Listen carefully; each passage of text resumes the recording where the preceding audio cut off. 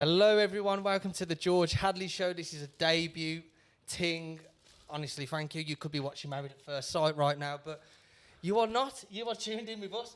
And you can probably tune in tomorrow because this will be available tomorrow. So will maths. I'll be catching up on maths tomorrow, unfortunately. Available at all good internet providers. Also, are we allowed to swear on here? Yes. Ah, sound. Ooh. Sound. I probably won't swear now because Yes, I you know will. that. Come on. Oh, well, of course. So, just to give you a little bit of background information about me before we get into it, my name's George Hadley. I'm an event organiser at Some Cellar, Brum Tropicana. Former head promoter at Hadley Social Club and Artem. And I've thought, you know what, never done this before, let's just give it a go, let's see where we end up. So, you know, I've saw Mayday, he's been doing, he did a bar about something about Canva, which is like a graphic design app. Oh, okay. Canva have picked up on it. Adobe Express have saw it, and now he's doing an advert for Adobe Express. 5 million views. Wow. So, you know, it just shows you what can happen. So, I'm bigging up Jet2. I'm bigging up. I'm bigging up. Who else is there? I've made a little note of actually. Read your notes now. Come on. Carol Vorderman, Uber Eats, The Villa, Oasis Tickets, Stone Island. There's That's a fine collection there, isn't it? If you know, the possibilities are endless, and if you've ever read The Secret, you know this is like the law of attraction. Right. So, you know, there we go. Very good. Also, just before we start as well, I want to say, you know, what Tommy and Poppy are doing here is nothing short of incredible. Well, you know, you need to be picked up, man. Big yourselves up, man. You're doing a really good thing for the city.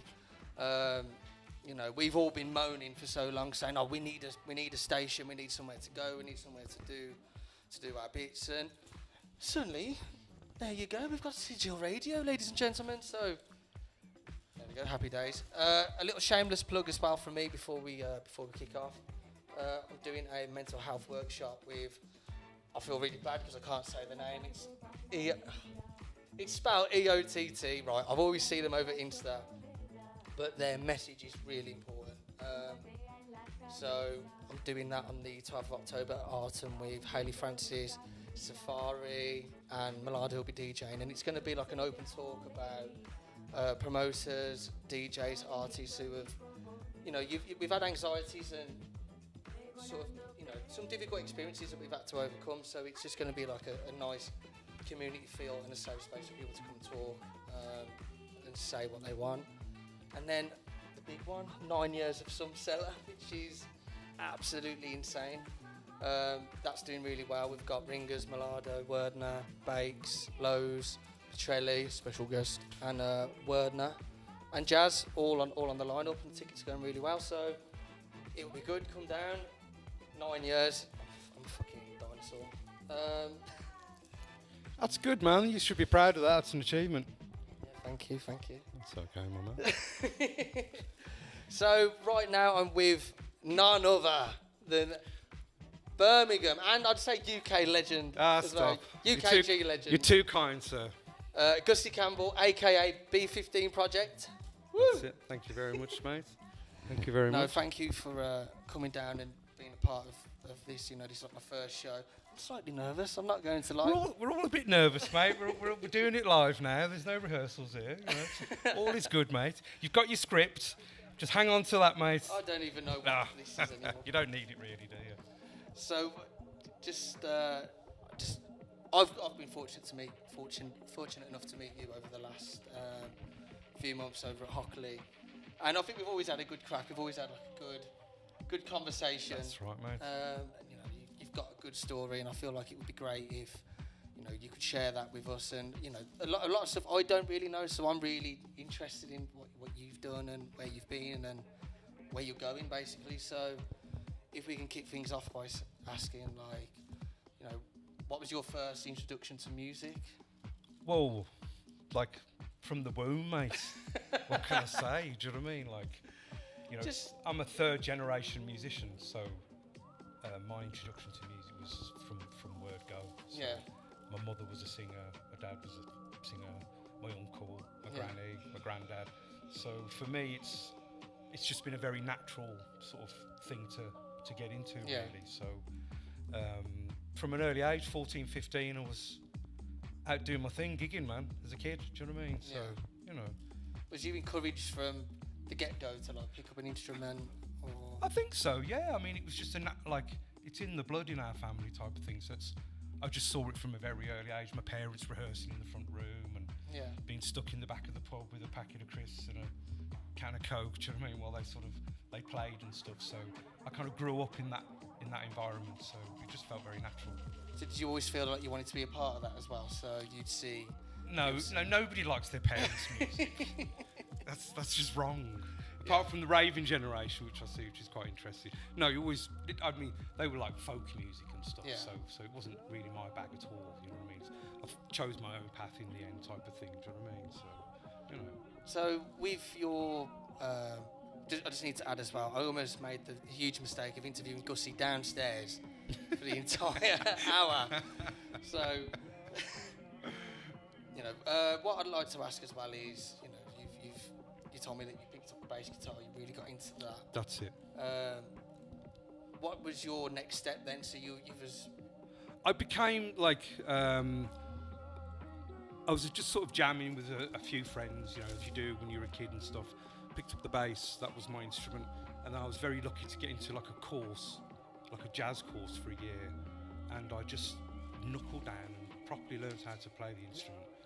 And then I just became a gigging musician for years. I spent my early 20s, probably to my late 20s, just literally playing bass for loads of different acts and sort of things. I mean, for instance, I played for years in a Punjabi wedding band. It's amazing. You know, I love that. Which is like kind of quite surreal, but it was cool. I enjoyed it, really enjoyed it.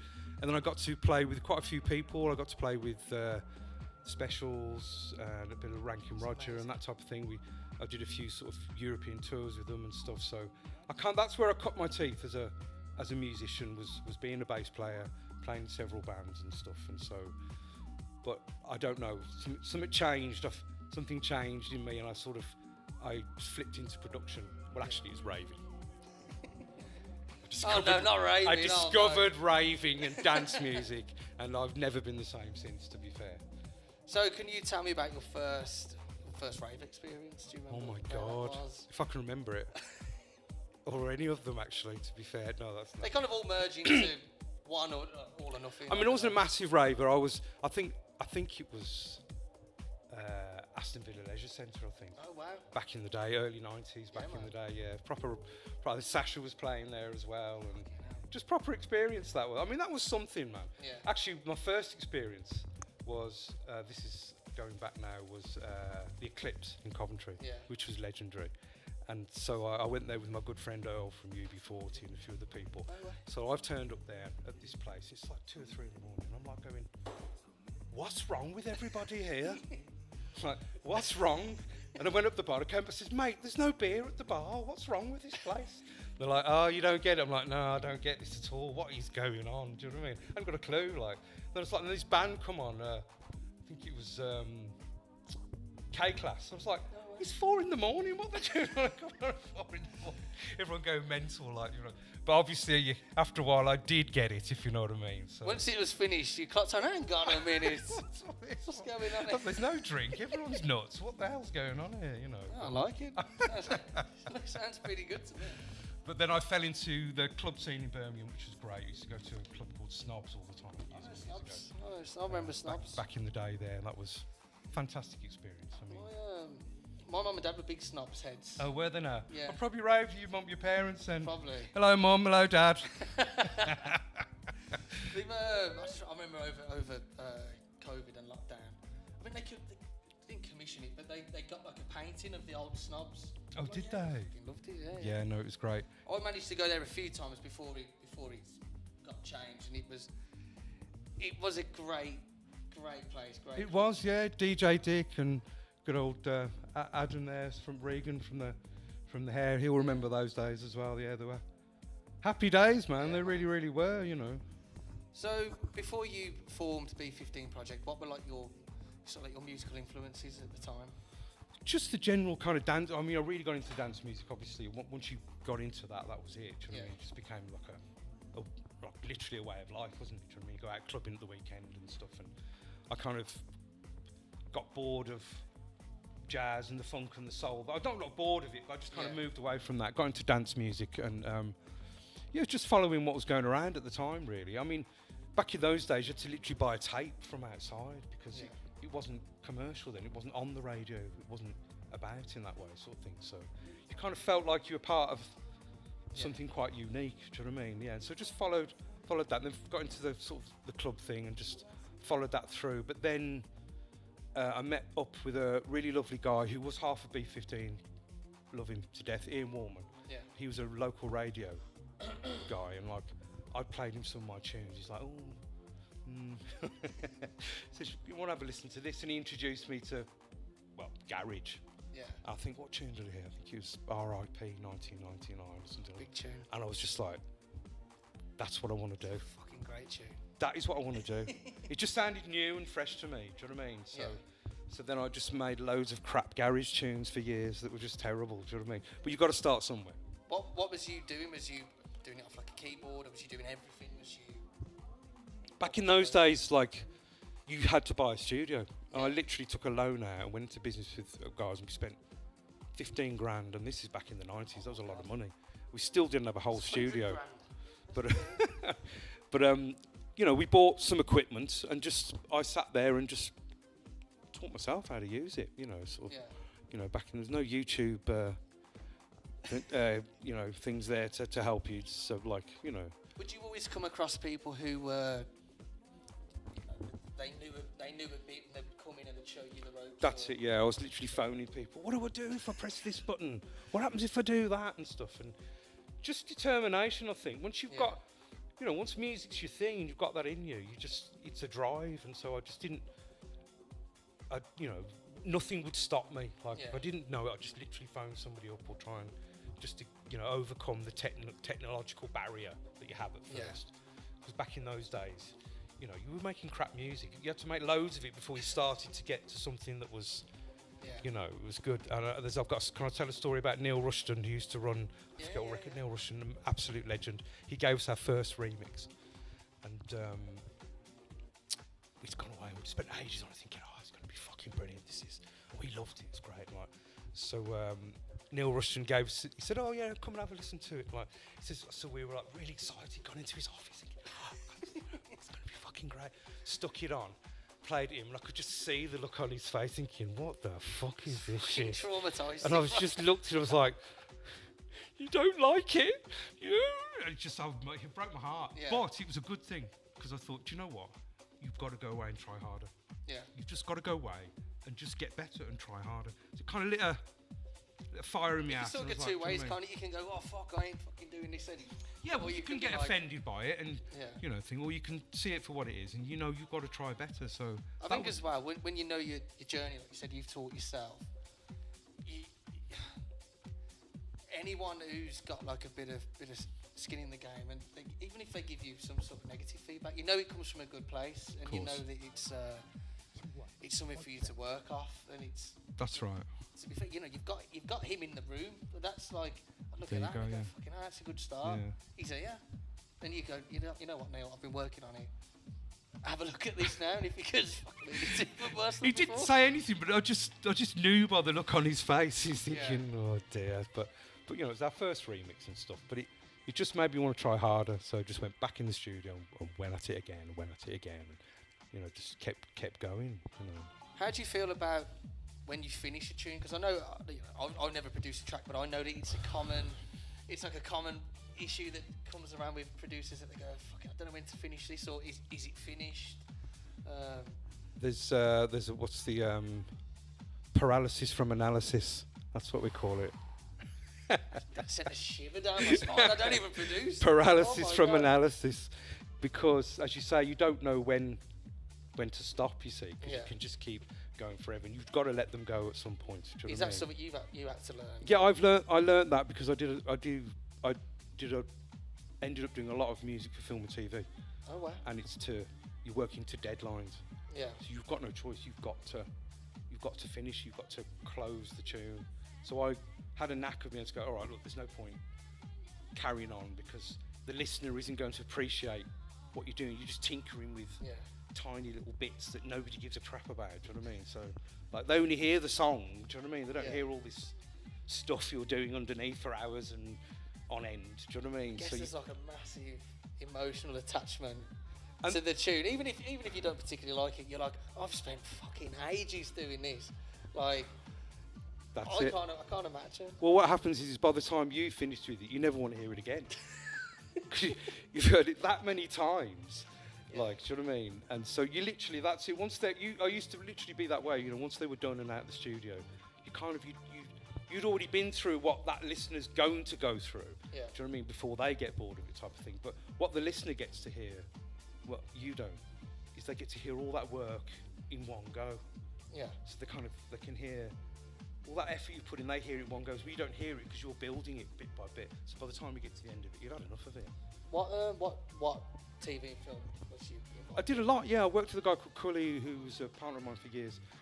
We did a lot of stuff for a lot of sort of media companies. I've had quite a few things. I've had one on a Bond trailer. I've had one. I had a tune Clipping. in. Clip that. Get that clip. What a Bond trailer. What? Yeah. Oh my God. And then I had a tune in one of the in the last Blade Runner movie as well. Blade Runner. You know, I said that this guy Mayday, he's ended up doing. Yeah. We could end up being in films now. That's it. Fucking sad. So, yeah, a lot of people have heard my music, but they don't know they've heard it because it gets played in sort of background of a lot of programs and stuff. So yeah, I did that as well. So, yeah. That's blew my head. So if you was to like, I need to get my drink. Get actually. your drink. Come on, where's 2 seconds.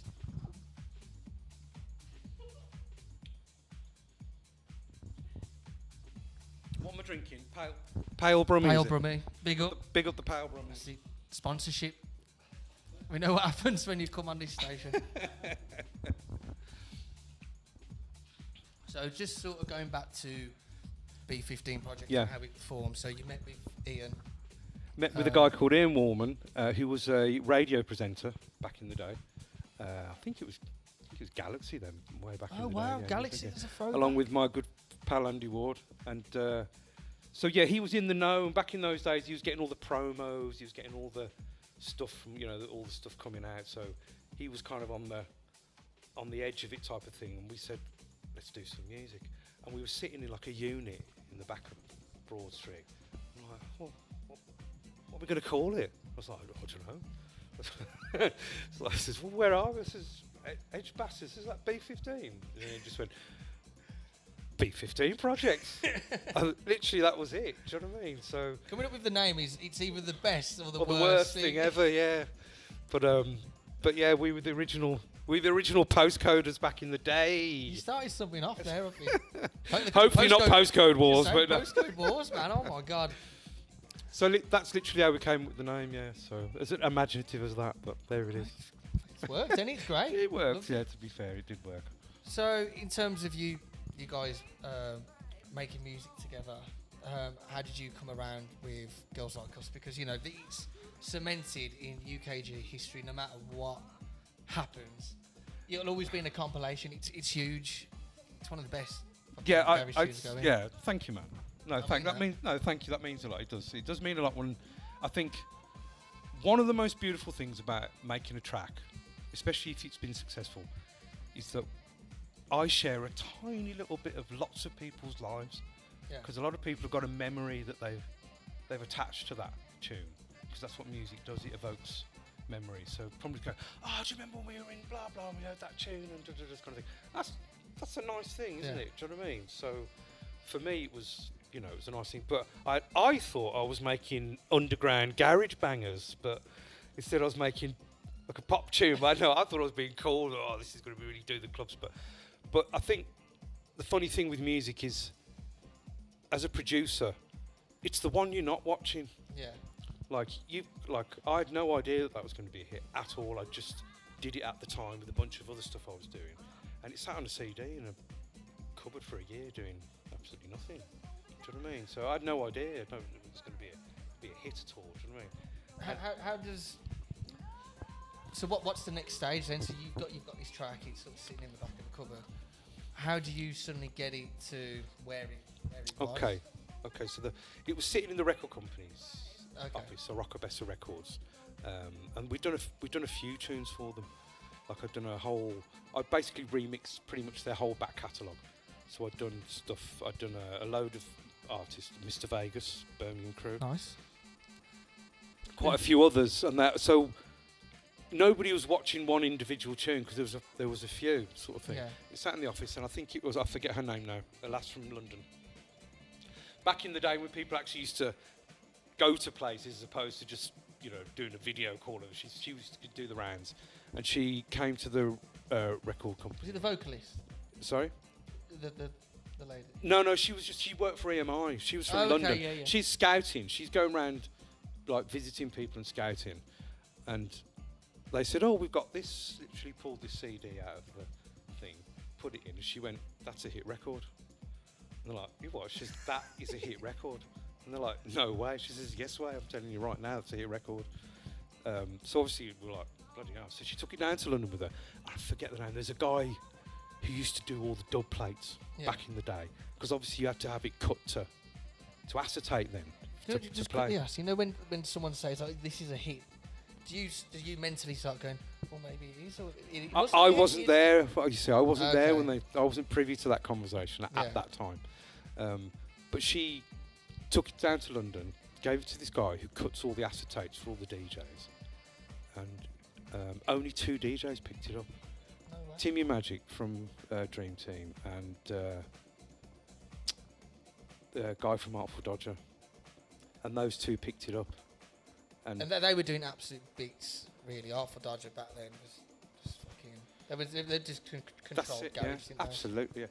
So I was lucky that then they started to play it out, and then it just kind of snowballed from there, really. Amazing.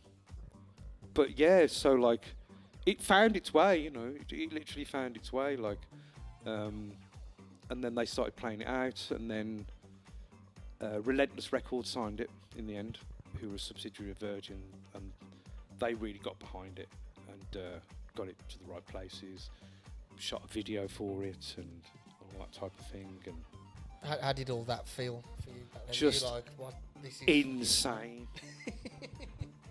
Like, just, what am I doing on a video shoot? Like, just couldn't believe it. Like, just what am I doing on a video shoot?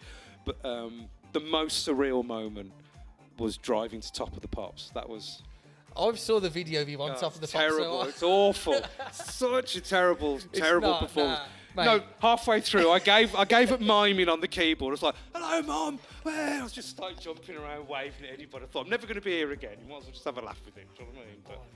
But that was quite surreal, sitting in the caf with all... Because it's the same place to shoot EastEnders, you see. No way. Yeah, so all the cast are... You're sitting there with Patsy Palmer having sausage sandwich and all this. Why? And all that. What are you doing here? And all this, so...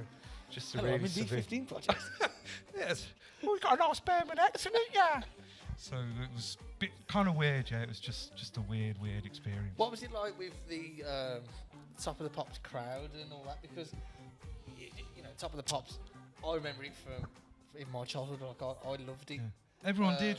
Yeah, it was huge. It was huge. Yeah, of course. Back in the day. It was a thing, to be fair. It's tiny. Yeah. It's the studio's tiny. Really? Yeah, it's tiny. They've got these 3 stages and they use the same audience. And then when somebody's gone on, they all turn around to the other one like that, and then they turn around to the other one like kind of thing. Do you remember who else was on it? Do you know what? I haven't got a clue. There's a couple of good bands, and what's her name? She was Sunshine. That's right. Gabrielle. Gabrielle was on there. Gabrielle, man. Oh my God. Clip. But the top of the pop staff, they were horrible. Really? They were horrible. The presenter, was he Gabby? She was lovely. It's the engineers and the staff that work there, you see. Now, if you were in a live band, they loved you. Yeah. They were all clapping and all that. But if you were one of these flipping electronic DJ type people, they hated you. Do you think that they just didn't know what to do with you? Well, yeah, they just thought we were fake. Do you know what I mean? Like, you're not real. Like, and all the bands got clapped. And all, trying anything to, but also like, They just hadn't. Just didn't. You're like, fuck it. But we're like, times are changing, guys. Do you know what I mean? So I'm miming. I don't give a shit. Hey, like It's amazing. Crazy stuff, mate. Really funny memories. I remember watching that Top of the Pops video and just being like. But I think I did the exact same. Do you know what I mean? Yeah. I'd get fucking losing my mind. I probably would have done worse, to be honest. Yeah, it was. Yeah, to be fair, but it's always funny when I drop that one in conversation. People, you did what? Yeah, it's Top of the Pops. So, you know. So in terms of like the success that comes with Girls Like Us, did that have like a change in how you produced after, produced music after that, or do you always just stick to the same process? It was a mixed kind of blessing because there was pressure. Yeah. Because it's like, okay, look, you've had a top 10 hit here. It's where's your next one? Where's your next one? Does that come from the record? Come from the record company and everyone. There's just this general pressure that you've now got to deliver again type of thing. And then we went into a process of writing with various people. We wrote with Miss Dynamite and Shola Hammer and all these kind of like sort of artists. We did one with Ultranate and we got to work with some incredible people.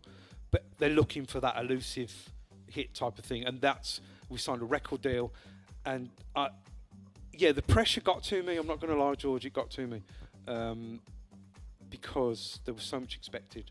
You're going down to London all the time, you're mixing all these people and sort of things. So, and we signed a record deal with Relentless Records, but it didn't go as planned. We ran into legal problems with the second single, then we had to move the third single to the forward to the second one, and then we had problems with the video, and then it just went tits up, if I'm honest with you. Do you know what I mean? It wasn't meant to be, but so I'm forever a one-hit wonder.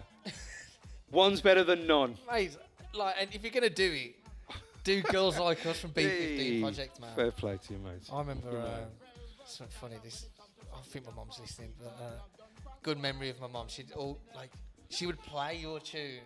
No way. But do the vocal bit. I don't think she was saying the right. She made up her own words, didn't she? Shub it up. Everyone makes up their own words, yeah. But mate, what I love about that tune, and you've touched on Birmingham Crew as well, is they're timeless now. They are cemented in yes. Birmingham music in UKG. Even at some celebrity events, we're playing. But if Birmingham Crew doesn't get played, then someone's probably going to get told off. Because, it's almost like a fucking thing. You have to do it. And I'll tell you what else gets played. Zed Bias Neighbourhood. Yes, of course. That just works, isn't it? It's just an anthem for the brand. And it's just amazing seeing that the younger generation fucking love it. They love it. This is what I found. I fell off the scene years and years ago, kind of like early 2000s. I fell off the scene. And then I've sort of come back recently after my long hiatus. You are everywhere. And I went out. I started going out clubbing. I'm like, you're still listening to this? And they're all going, you're mad. It's the Birmingham Crew. And I'm like, God, I didn't know. He says, mate, everyone still calls it's the Birmingham Crew. I'm like, wow. So it kind of shocked me that it was still. Yeah. I had no idea, you see. Do you know what I mean? So now I go out now, I just think it's really. I can hear it in the evening. I think it's really funny. And some people who know me now, they'll grab me and go, hey, like kind of things. So, but yeah, and as you say, what I've realised is he's going to outlive me. Like, that tune will outlive me. Mist did a version of it recently. Yeah. And I saw some video, and there were all these kids. Literally, I was like, you weren't born when I made that tune. Do you know what I mean? And they're all going, the Birmingham Crew, I'm singing along. I was just like, yeah. It's amazing. Do you know what I mean? It's no matter where we go, being from Brum, what that tune has delivered is something nothing short of incredible. It's funny. I mean, occasionally I get people that come and go. What I'll see is I'll see somebody across the room will go. Then you'll see this geezer like that. Mate, you've got no idea what that tune means to me. I fucking love that tune. You didn't make that, did you? I'm like, mate, I can't tell you. And then I'm not left alone then. Where did the vocal come from for that? Again, it was Mr. Vegas. That was from Jamaica. Same time as Girls Like Us. And at the very beginning of the record, he goes, "Hey, big up the Birmingham crew, man from Seaview." And I was like, "Oh, just grab that." Fabulous. Birmingham crew. I think I love that. Then later when he goes, "Yeah, I also have that," and he says, "Mash it up." So then I got them on the computer and went, "Yeah, the Birmingham crew, mashed up the Birmingham crew." So kind of, I made it out of bits of the thing, and then. I remember coming across that tune. This is probably, it's not going to say in a negative way, but it was on YouTube many moons ago, and it was like Bluesville fans fighting. I saw that. I saw that one. Yeah. It's like fair enough. Do you know what I mean? Like, but because of the tune, it kind of looks like everyone's sort of having a little bop. It's kind of it's been interesting. With a punch up and a bop. But they apparently, I've been sent a few videos now. They play at the beginning of the blues matches at the football stadium. They better not. I'm a Villa fan. They better not do that. You're a villain, are you? Apparently, they. You're joking. No, apparently they do. Yeah, apparently they play it at the beginning. If anyone goes to the blues, just let me know about that. I'm not wrong, am I? Somebody can vouch for me there. Can we cut this interview short? I'm off. They can't do that. I'm afraid so, mate. What can I say? Do you know what I mean? Try to fucking have Peaky Blinders. God. Another thing that I want to talk about now. You've like I said, you're on the scene now. You're out. You're seeing. You're out DJing and you're playing at Wobble. That's it. It's coming up. Yeah. How much have you enjoyed getting behind the decks and getting involved with the scene? I have absolutely. It's just been the best thing I've done since I can't remember when. I mean, I've never DJ'd. I just was always a music producer. And the B15, Ian was the DJ. I was the go to the bar guy and wave at everybody sort of thing. Didn't know DJing at all. But I had an epiphany a couple of years ago. After I'd sort of come out again, my good mate Trude, I was like, "Oh, come see me at a gig." So I went to a Crooked House Festival. Yeah. So we're backstage at Crooked House Festival, and then I think it was Denzi.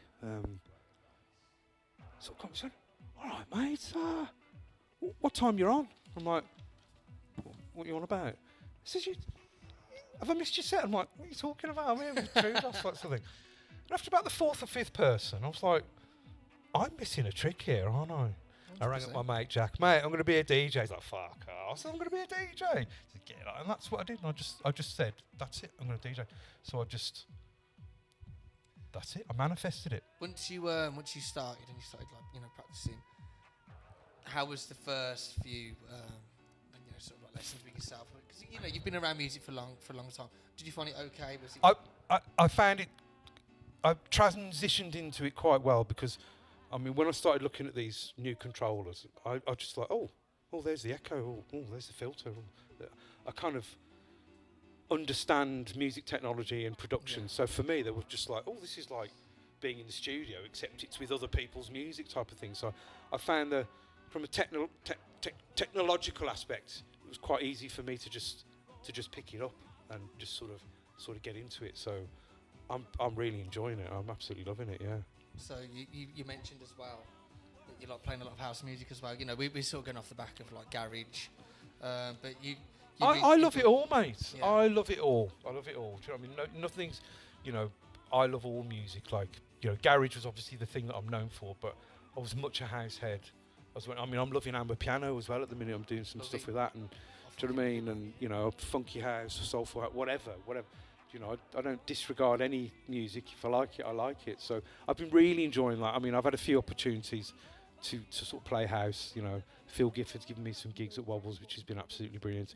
Ian Rogers has been giving me some opportunities. I'm playing I played the last Studebakers. I'm playing the other one again in December, which again is sort of older crew kind of house music, which I love. So do you think that, like, with your sort of your experience and the name that you've got with B15 Project, I'm not saying that you come with like a pressure, but you go, people are turning up for this anyway. They're going. And you don't know what you're doing, Gus. You ain't got a Scooby, mate. Literally, but it's good pressure. You know what I mean? My first like proper gig. Shout out to Jack, Black Jack here, because he's saved my bacon. I'd been practicing. I thought I was the shit. I'd got it all sorted. And he's like, don't worry, mate, I'll come with you for your first gig. I was like, no. He said, no, I'll come for you. Like, I'm trying to do you a favour. Well, I didn't know how much of a favour he was doing me at the time, did I? I hadn't got a clue. I'm in front of all these people, and like I'm just doing stuff. I'm like, and all I can feel is this like arm comes behind me, goes like this kind of thing. Like a magician. Yeah, it's just like doing all the things that I wasn't doing. Like you could see me about to make like these blinding mistakes, and fair play to him. He come and help me. That kind of shadowed me and stuff, and like, you know, got me through my first gig. You know what I mean? But stepping out of your comfort zone, you know, it's a thing, isn't it? Do you know what I mean? Like the difference with being a musician is you're in a band, you've got each other's back. Yeah. Do you know what I mean? Like, you know, if you drop a note, the drummer's going to help you or whatever kind of thing. That DJ shit, man, you're on your own. Yeah. Like, anything that goes wrong, it was like... These fucking faces. Shit DJ, who's this guy? Do you know what I mean? So, like, you've got to... It's a nerve-wracking thing. I didn't realise it's a solo pursuit in that sense. So it's a kind of was a different experience, and it was quite daunting to, especially an old man like me, kind of come out and go, "Hey, look at me," kind of thing. Do you know what I mean? So was that something where you were like, when did the pressure really kick in on that first gig? But as soon as you got there, or was that like? For about a week before. What are you on about? Fucking 8 miles. Jesus Christ! It's like having heart palpitations. Go to the chemist that got anything to calm my nerves. I was really nervous, really nervous. Yeah. But you know, like, because I wanted to do good. Do you know what I mean? I think with what you were saying, especially with like, you know, you've shown tunes to Neil Rushton and all this, that you're not prepared to just go, oh, I'm not doing that again. I'll come back and I'll come back again and do it again. You know, my good friend Alex Hammond, who runs the Heritage Nights there, he really helped me as well. He gave me a load of gigs. At the beginning and said, right, you know, you need to do these and you need to do that sort of thing. So I kind of did a lot of I literally turned up to the opening of a crisp packet, mate. Do you know what I mean? Like, I was that desperate to get experience. Do you know what I mean? But I just knuckled down and just sort of got a lot of experience under my belt, so that eventually when I did do a nice profile gig, I kind of knew what I was doing, type of thing. So where do you feel like you're at now? You confident? I'm confident. I'm still nervous. Yeah. You know, but I'm more confident, I should say.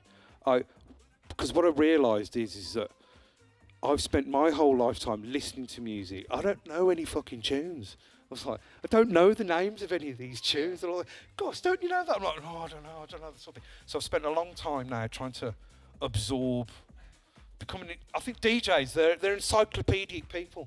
Yeah. They've got this massive retentive knowledge of music, so that's been my main catch-up, is trying to, you know, kind of know my sound and know the tunes and know the banger that's going to work and that type of thing, you know. I've got a bit of a weird relationship with drum and bass, where I ain't got a clue who I'm listening to, but I will be dancing and skanking the whole way through, but I just don't know. And I know some people know, like, you know, do you know the one that goes wah wah wah wah?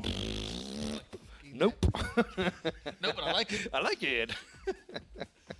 But you know, I know garage DJs, I know producers, but I just think drum and bass. I don't know if it's just my brain. I just go, I can't learn any more about it. I'm bad. I'm sorry. Oh, there you go, mate. So also another thing I wanted to ask you about was, you know, you do a lot of like live music. Yes, I caught you off. I come from a live background, so I'm not, you know, I'm comfortable on that. So I've now at the stage where I'm trying to bring out Girls Like Us as a live PA experience, which has been super cool. We had our very first gig at Pop World in Solihull. Shout out to him for that gig. We had a great time. So I'm working with a fabulously talented artist, Nihanda Ferguson, who is such an amazing singer, such an amazing performer. We hit it off in the studio about a year ago, and then I thought, she's the only girl that can pull this off for me. Yeah. She's super talented. She's a great artist within her own right. And so she stepped up to duties for me. We did our first gig, Pop World. We're really excited. We're hoping next year we shall be out on the circuit. I think we should be out on the circuit. I think so. You know, like, you know, it was as you say, it was a tune of that time. Do you know what I mean? So I think it nestles along with the likes of Flowers and all that type of thing. Do you know what I mean? Can you play Flowers on a guitar? Is that or do you know what I mean? What does your set look like? Well, at the minute, it's literally just me arsing around behind a set of decks and Nehenda looking great and singing at the minute. But we're trying to grow the experience at the minute. We've got Girls Like Us, we've got Birmingham Crew. Obviously they're well known around here and they go down well. So we're at the stage where we're kind of developing it. We're cutting our teeth at the minute. So hopefully by the time next summer comes round, we can step up and do some good gigs. Perhaps have a bit of an MC with us, put on a bit of a show. Do you know what I mean? So I get like a great daytime party vibe from it. I do. That's it. Love that idea, definitely. You know, like what you sort of one where you probably finish about 9, 10, you do Chinese on the way back, you're not. That's it. Home in time for math, and that's it. You know what, this math thing, it's... oh, well. I can bit myself on the arse with that. But my missus got me into it, and I said I'd never watch it, but I am well and truly glued. You're hooked now, are you? It's bad. It's like the Mackies of telly, do you know what I mean? I should never like it, but it's... I'm into there you go, mate. I quite like the idea of being someone who likes... like a Swedish police drama or something. It's just fucking, I don't align with it when I put it on. Now I'm watching absolute. Oh gosh. But, yeah. Oh, there you go. So just wanted to ask you just about some more upcoming gigs and that you've got coming up. Upcoming gig. Can I just consult my phone? So, I've got a few things coming up. Really looking forward to them. Who have we got here? So this weekend coming up, we've got the Mighty Wobble. The Mighty Wobble at Dead Wax. Mr. Gifford. So we should be looking forward to that. It's going to be great fun. Doing a couple of sets there. Really enjoying that. I'd love to get Phil on this if he's up. Yes, you must. Yeah, nobody's got more stories than Phil. He's got loads of them. It could be a 2-hour. Yes, he could be. I'll be there for a while. Yes. And the next one after that is the 4th of October, and that's the Rewind gig, garage gig. Yeah. That's looking really good. That's a bit of a new thing, a new event. That's in down in the Rainbow, the 4th of October, looking really well. And then I'm doing another outfit that I do, which is I work with a singer called Zoe and a bass player called Nick, and we do a bit of a live show. I'm live DJing, and they kind of jam along to that, and that's really quite cool as well. We're really enjoying that. What sort of music is that? Is that like house? Well, we do a couple of sets. We do like an Ibethan type experience and sings along and stuff, and it's Ascot's in Bromsgrove on the 31st. Nice. So that's going to be good. Of what, October? Yes, it is October 31st of October. Good, man, like a Halloween sing-along. I know, yeah. It's going to be good. Bromsgrove? Yeah, in Bromsgrove. It's going to be carnage. It'll be great fun. Be arrests and everything. And then on 14th of December, I'm playing Studi Bakers again. Nice. Which was a sellout, the last one. I've no doubt the other one's going to be a sellout too. So yeah, and I've had a really busy summer. I've done some great gigs over the summer. I've also playing for the Word of Mouth Boys. Big up Stuart there, my man. I've done a gig for them recently, and I'm back again there at Bushwhackers for an over 30 daytime rave. Love that. Now, come on. They're just great. They are so much fun. So what time does it kicks off about 2-3 in the afternoon. We're all done by 10 o'clock in the evening. Job done. Oh. Just go home. You've had your fill. It's great fun. You get your Chinese. You get your Chinese or your favourite favourite curry on the way home. Do you know what I mean? So yeah, bit of house, bit of garage, bit of live. What's not to like, George? I love it. I need to ask because I can't remember what time we started. How long have we got left? Oh my God. I feel like I've cut stuff out because I was like, oh my God, we're really sort of getting into it. Mate, I can talk the hind legs of a donkey. Don't worry about it. If you'd like to, that'd be great. I'm trying to think if there's anything that I might have missed because if you look at my notes here, they're in big fonts. You've got glasses on, mate. You don't need big fonts. As well, this being not my first show. If there's room for improvement, I'm completely aware of that. So if anyone wants to tell me to yes, he's open to feedback. If you all want to give him some feedback, don't blame me, blame the interviewer. As long as it's like, what do they call it? Not positive criticism. What's the Constructive criticism. Thank you from the back. It's constructive. You know, I don't want to receive anything too severe. We've actually got two people in the back here. They've got cue cards, haven't they?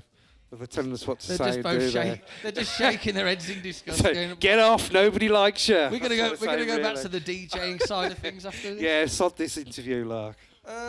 Okay, so I've mentioned that Mayday's done a really good thing on Canva. Well, not on Canva. He dissed Canva. Adobe Express picked up on that, and they've done an ad with him, which is amazing. Is there any things that you'd like to shout out where you think I could really do with that at the moment? What do you mean? Sorry. I was looking at you talking then, but it wasn't going in. I'm very sorry. What were you saying, mate? So with Mayday, he's done like a diss on Canva, which is like a graphic. Oh, okay. Graphic design app. Canva picked up on it. They've had a bit of fun with it. I think they reshared it, and then Adobe Express got involved, and they've got him on an ad. There you go. So he's done really well. There you go. So I've been trying to big up airlines, Uber Eats, Aston Villa, Oasis tickets, Volkswagen camper van, Caravan. Is there, which is nothing wrong with that. Is there anything that you'd like to sort of big up, or something you'd like to get? I don't. From the show. I'm a sellout. Yeah, time's right, man. I don't know really. I'm just sort of bumbling along, doing my own thing. Really, do you know what I mean? Like I've always to get tagging. We can tag some companies there. I don't know. Like my bread and butter company, company called Extreme Music, and they've literally, I'm very, very lucky that I did quite well with them. Big up Dolph and all them guys there. Cavendish Music as well is another company that I've done quite a bit of work for and stuff. So. And that's kind of like, that's in the background. Nobody knows about that. Yeah. But that's my bread and butter. Do you know what I mean? Like, I'm not living off DJ gigs. Let's put it that way. No way. Do you know what I mean? On. But much as I love them, do you know what I mean? And stuff. But I think that's what's cool for me. There's no pressure for me. Yeah. I literally just do it because I really enjoy it, as opposed to like, oh, I need to get more money. I need to do this and that and the other. Do you know what I mean? I don't really get that vibe from you that you've got like this kind of pressure of, you're pretty chilled, man. I just love sharing music, mate. Yeah. I just love sharing music. Whether it's being on... it doesn't matter with me. You could put a bass guitar or a keyboard or a set of decks. It makes no difference to me. I'm still going to be the same kind of... Yeah. Put myself forward and try and, In the studio, what is it that you're sort of working on at the moment? Is there any particular... I'm working on a few things at the minute. Yeah, I'm working with a very talented local lass called Jennifer Bolton. She's had a sort of various bits and bobs. An amazing singer. So we've got we're sort of working on an EP there. We've got a tune coming out soonish, which we're really, really proud of. It's a bit of a house banger, a bit of a drum and bass remix. I bet you love, coming out as well. I'm also working on a fantastic, like, cool, chilled out neo soul EP with Handa as well, which we're really loving and stuff. So and there's always ongoing stuff, bits and bobs and stuff. But to be honest with you, like I've had to take the decks out of the studio. No way. Yeah, I've had to take them out. They're getting played too much. Yes. It's like, stop it, do some music. No, decks, music. No, decks, music. No, so it's like, get rid of them. I guess with the decks as well, because obviously if you've got a USB, it's full of tunes. You can just do it all fucking day. Just lose a whole day, mate. I swear to God, you lose a whole day. You really, really do. Which is great, don't get me wrong. But so the decks are in the flat for the evening, and then the studio's back to studio now. Well, with your DJ sets, what would you say? I don't want to give away too much. What would be your? Have you got like a this is my opener? You're getting it right in your face. I did make an intro. Yeah, I made a bit of a B15 project intro and stuff, which is quite cool. You know what I mean and stuff. So, but so I've been making mashups and edits. Sick. All unique to me. Sorry, nobody can have them. Sorry, I'm Fair keeping play. them. You can't They're have for them. me to go and do my thing with, so that I know that whatever gig I show up to, I'm doing me. That's it. Bookings are going to go through the roof now. That's the plan. You know, you're not. They're not for general release. They're just for me, for my sets. So it doesn't. I don't care who's played what or when. Because the garage tunes it's a smaller pool, Yeah. especially in my era of garage. I know there's loads of fantastic new garage coming out there. I mean, I listen to it on Juno, so I've downloaded it. There's some really fantastic stuff. But if it's a bit of a retro night, you're a bit... So I was like, oh, okay. So I've made a lot of edits and stuff, so I'm really excited to play them, especially when I see people look at them and go, oh, I know this, but it doesn't sound like... kind of thing. Oh, I got you. You know, there you go. So and then you get DJs come and go, so then I put my hand over the screen like... can't screenshot my music, mate. I'm only joking. No. I think Zed Bias does that. He's got a neighbourhood remix, which I've never found anywhere. There you go. And he dropped it at Artem, and booked him at Artem, and it's just like, it's got a bit more of a funkier vibe to it. But it kind of feels a bit cheekier, but it's his version, so it's there like, you go. As much as I love the original, there's just something about this one. Do you know what I mean? I used to have loads of DJs come to the studio, book my studio. I'm like, what do you want to do that for? This isn't your music. It's like, I want to put this with this, and I want to put this vocal with that. And I was like, why are you wasting your time? I just didn't get it. Yeah. And then when I started doing, I'm like, fuck, I need a load of these. In fact, my whole set needs to be this shit that I thought was a waste of time. So I get it now. I get the whole, and God bless Alex as well. He introduced me to the edit culture of DJing, where like you're just trying to sort of, I think the trick with it is you need familiarity because people want to, but then you also need to bring something new. So if you can bring a bit of familiarity but with something new, you're winning, I think. Do you have like a vocal sample of? Sorry, I can't remember the name. For like the girls like us, have you got like a vocal? Would you get like a vocal edit? Do you know what I mean? Like in like the track that's just a vocal edit of the track, or just like the vocal on its own. Have you had any like vocal edits? Do you know what? I haven't. I've done one remix of Girls Like Us. I should do a few more. So yeah, I've got one edit, and then I've got a cheeky little Birmingham Crew thing I've done, which has been quite cool as well. I think I know it. I think I know it. Shout out to the amazing Sammy Virgie. What can I say? That's insane. Clip it. Clip that. That'll do. We'll have that. Okay, so I think we've got 5 minutes. Well, that's okay, man. We can finish early or finish late. It's been a fantastic chat here, mate. Been love chatting. What was that, Poppy? Do what I want. Should we go and get a beer downstairs? Cheers. Yeah, thank you so for anybody much. who listened in. Thank you very much for listening. I'm open to any feedback as long as it's kind of constructive criticism. And any guests. I've got a few in mind. I'd love to get Phil on. That's it, mate. I believe Jim Shaft-Ryan agreed. The Shafters. I will need to remind him because I think what I've done in a way is I've asked almost half of Brum to get on, and then I'll just go. I don't remember who I've asked. Yes, I think I've got about 5 Get in their DMs, mate. Get reminding them. Right? That's what to do, isn't it? Eh? And if you'd like to come on, let me know. I think there's room for people to go. What? I've got some good shit I need to talk about. Listen, man. Listen. There's, you've got to. Let's big up Brum. Let's big up the people from Brum. Do you know what I mean? Definitely. We've got some shit going on here. Do you know what I mean? And that's good that you've got your roster now. I can see you've got some interviews planned, man. Just go and do it, man. It's good. It's good to see you here doing your shit, bro. Yeah, man. Good stuff. Nice one. Big up everyone who tuned in. Big up Poppy and Tommy for staying. The Birmingham Crew. Up so late. Those guys are killing it. So, yeah, big up everyone who's been watching and supporting. I'll be watching Maths tomorrow with a curry from the B-Lash. If they want to get involved with a sponsorship thing, that'd be great. I don't know, like a free naan or something. There you go. Yeah. Thank you. Cheers. Goodbye. All the best.